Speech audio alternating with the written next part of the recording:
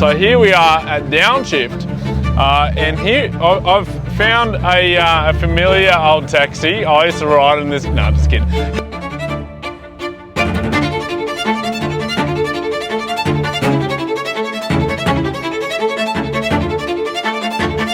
Guys, this is Thomas.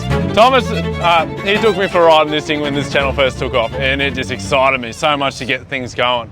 So, Thomas, tell us about your taxi here, because this is not just your average Ford Falcon, hey? This thing is like next level. Yes, I've done a fair whack to it actually. I've got a 2-speed power glide in it, carbon fibre tail shaft, built rear end.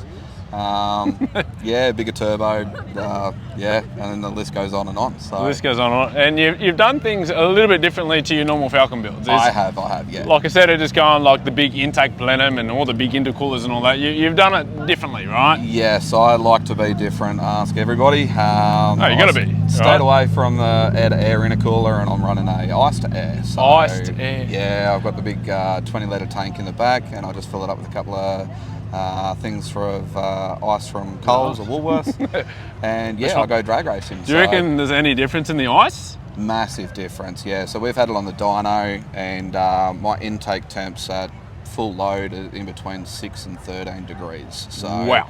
Yeah, air density is great. That's how I'm producing so much horsepower. So yeah, and I mean, like in drag racing, doesn't matter how hot the track is. Yeah. You got ice. Yeah, you got ice in the back seat. I'm running pretty good. Yeah.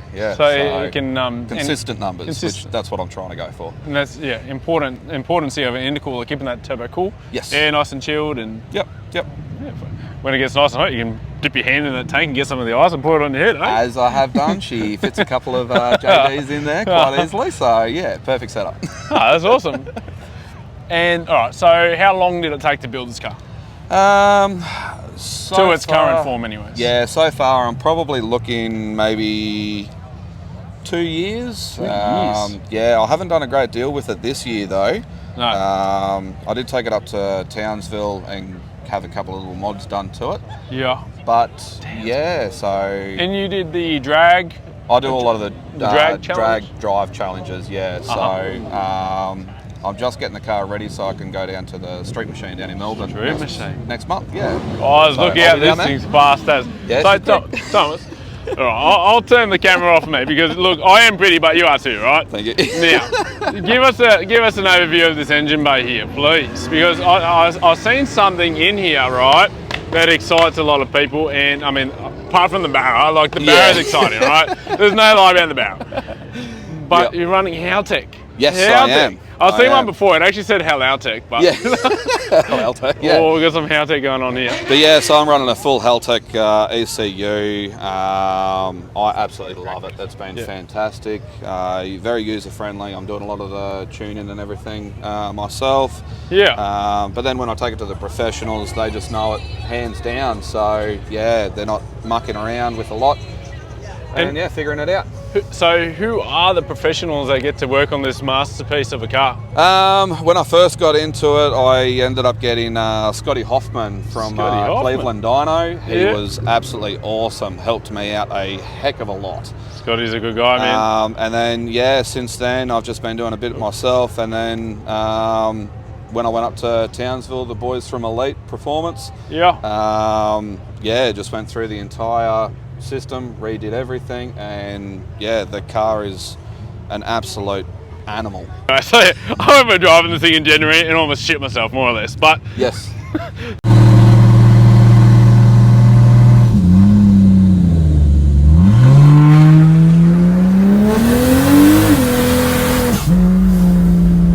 So it packs a punch, and so it's had further upgrades since then, and yeah, so I've had the trans built by Gilroy's Race Trans up in Toowoomba.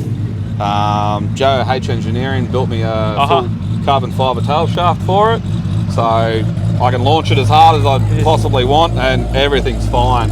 So Dully's your man. I have heard good things about those shafts. Yeah, he's fantastic. So he does tail shafts, engine rebuilds, everything you could possibly imagine with a standard car or performance. So yeah, he's the man. the bloke that I go to for all my fab work and everything whenever I need it done. If I'm not doing it, obviously. It's pretty crazy telling your missus you got a bloke that you go to, eh? Yeah. She knows what this is all about. So.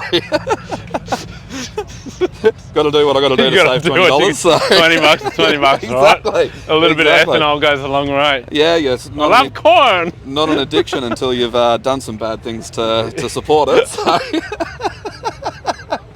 Come on. Yeah, Thomas, how good. So, would you mind telling us a little bit of the internals of this engine? Because it's standard looking, like in the engine bay here. Obviously, you got your intercooler here, which is different. It's not on the front, so. Yep. Believe it or not, there's not actually a great deal in this standard XR6 turbo motor that I have done. I've done the head studs, which is the ARPs, the 12 mils. I got the Kelford 110-pound springs. Yeah. Oil pump with a billet backing plate, and that is literally it. So I wanted to see how much power I can get out of one of these without doing rods and pistons and everything. The car's got 300,000 Ks on it. Proper taxi. Yeah, and I flog the living shit out of it. You got to do it, right? It's a Falcon. It's a Barra. They're made to be used. Yep. So she's so usual Barra stuff, but at the same time, like you've done all the preventatives to keep it running the way it is and the way it does. I have. So I've got the 2400cc injectors. I've got the big fuel system, intercooler, radiator. It's just the standard turbo one, but it works quite well. So I've also moved the alternator from where it was before in case of power steering pump leaks. Standard Falcon stuff. That's probably the next delete. Hey, the hydraulic power steering. Yeah, I do want to get rid of that. That's been a bit frustrating, but yeah, it all comes down to money and time. I'm still working full time, so yeah, this is just a hobby. Full time. This is Uber driving, you know. This is a hobby. Yeah. Take the kids out. Yeah, take the wife out to dinner. You got to take me out for dinner now. Yeah, McDonald's don't go to. McDonald's. Got to save money for the car. That motor show can shout it, right? That's what they all reckon. So standard bottom end. Yep. We've got the water intercooler. Yes. Is it technically interchiller at that point? No, the interchiller actually runs off a aircon. Yeah, so I don't have any of that. No, you just got the a big ice box in the back. You use ancient air conditioning, right? Yeah, I do. Liquid air conditioning. Yep. So I'm used to the windows for myself, and the car gets the cool water. So yeah. I think when we went for a drive in this thing, right, it was probably like 45 degrees outside. Yeah, it was. It was pouring down raining. Yeah. Windows are down. And I still put ice in it too. So it's a very versatile car. Yes. And the fact that it can run in like a 40-degree weather. Yeah, exactly right. So it purrs like a kitten. Yeah, it does. Thomas, do you mind showing us the wing on this thing? Yeah, all right. Show us your wang gang. I got bored one afternoon, so I decided to be an idiot and make a wing. So that's Look at this. Sleek. Like, that is so sleek. It couldn't be any slicker and it would look like me. I've been shafted. That is a great sticker. Yeah, I'm glad that's a sticker, right? And that's in regards to the tail shafts. Yes. Oh, how good's that? Big wang, big 275 tyres, hey? 275. 275. It's the only way to make a Falcon hook up. That's the fuel system, and this is the big ass ice box. Let's be real, this is the money safe, hey? Yes, it is. Ice box? Yeah, ice box. Fuel tank? Yep. And I purposely changed that over. So now I can fit a couple of cans in there. Go for my drive, pull up, have a beer with the boys, have a sleep. Oh, this is so good. You can almost put a rooftop tent on it, hey? Yeah, fuel economy, gold. Get the Kings one sitting on the roof anyway. Yeah, imagine that. I don't know if Willowbank will let me take that down the strip, but don't worry about that. Red hot shot. You don't worry about that. No. All right, so yeah, ethanol fuel. Yeah, so I've got the flex fuel system on it now. So Flex fuel. Yep, thanks to the boys from Elite. Yeah, 90% of the time it's just E85 or the X85. Yeah. And then when I'm on my road sections, I can run 98 premium on low boost. So Makes sense. It's still a healthy, fun ride. But yeah, I just change it out to E85 when I'm racing. Yeah, makes sense. Makes sense. Yep. Important question, I guess. Sort of horsepower. To be honest, I've had it on the hub dyno, I've had it on the roller dyno. It's around 440 kilowatt. Whoa. So it's not a big number, but it's usable. Usable. So usable power. Yeah, I can put it down as hard as humanly possible. Yeah. But saying that, external gate, I can always ramp it up, give it a little bit more duty cycle and go. But for now, that wing is so cool. I'm only 2 mile an hour away down the quarter from needing a chute. Really? So what they'll make it a... Your cutoff is 140 mile an hour. Yeah. I can get down there at 136, 137. So that's boogieing. Yeah. What sort of times is that doing then? That's a 10-second. 10-second car. I'm at that 10.2. 10.2. Yeah. That's you letting off a little bit, huh? I don't want to cage it. No. I don't want to put a chute on it or anything just yet. Maybe next year. But for now, 10 seconds is plenty quick enough. Plenty. Mate, that is cool. So we're in the 10 seconds. We're out here at downshift. No one knows, but this is a 10-second car, right? Yes. It's kind of subtle, except for the wing, but you don't worry about that. There's the massive chunky tyres behind it, and this big exhaust pipe. But apart from that, it almost looks like any other Ford Falcon around here at the moment, really. Yeah.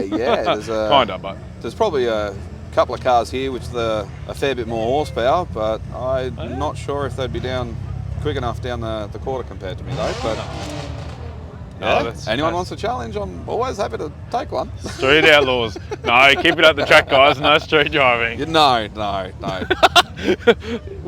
You know that meme of the dog that... Yeah, 100%. Yeah. But Thomas, that is so cool, my friend. Thank you. Do you got a name for it? Not at the moment, but I'm willing to take suggestions. So suggestions? Anyone in the comments? Let me know. What would you call it? And don't just pick something like Big Black Betty. Like that's the standard, right? No, figure out something for a number plate as well. I don't have a plate for it yet. I've been looking about getting one. So if I can get something decent, then why not? Let us know. All right, guys. What do you think? What do you think this car is called? Is it a Jemima? I don't know. All right, Thomas, my friend, mate, thank you so much for your insight. Man, thank you. I probably forgot some stuff to ask there, but until next time, guys, that motor show, Thomas, Alvarez Racing, guys, check it out on Facebook and TikTok. I don't really use TikTok, but he does. So I do. Yeah. You got to check it out. Yeah, that's Boss mine. HD, you got to check him out. All right, Thomas, thank you so much. Guys, remember to hit the like and share and subscribe and do what you do. Do it. It's a good show. You got to do it, man. Good show.